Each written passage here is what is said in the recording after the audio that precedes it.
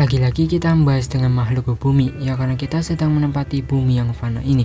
Kalian pasti pernah melihat dengan makhluk bumi yang satu ini kan, yaitu yang bernama seekor siput. Kita sudah sangat mengenal sekali dengan seekor siput ini, karena hewan ini adalah hewan yang paling lambat di muka bumi ini. Mungkin di pikiran teman-teman ketika memperhatikan dan melihat dengan hewan ini pernah bertanya-tanya, kenapa ya siput jalannya lambat, kenapa sangat berbeda dengan hewan-hewan yang lainnya?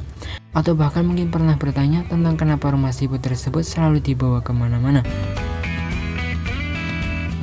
Berikut adalah ulasannya. Kenapa seekor siput berjalannya lambat? Karena memiliki kaki yang berbeda, tidak seperti manusia ataupun hewan yang lainnya. Kaki yang dimiliki seekor siput ini adalah organ tubuh yang terdiri dari otot-otot. Untuk letak lebih tepatnya berada di sini, di bagian paling bawah dari tubuhnya, dan bentuknya adalah rata dan memanjang. Hal inilah yang membuatnya sangat lambat untuk berjalan. Namun, apakah teman-teman pernah memperhatikannya ketika siput sedang berjalan?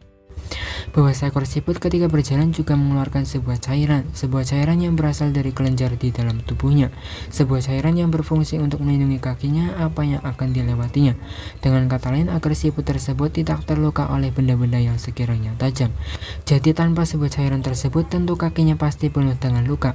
Dan kalau seekor siput itu berjalan tanpa ada sebuah cairan tersebut, pastinya itu sungguh-sungguh sangat menyakitkan untuk siput itu sendiri.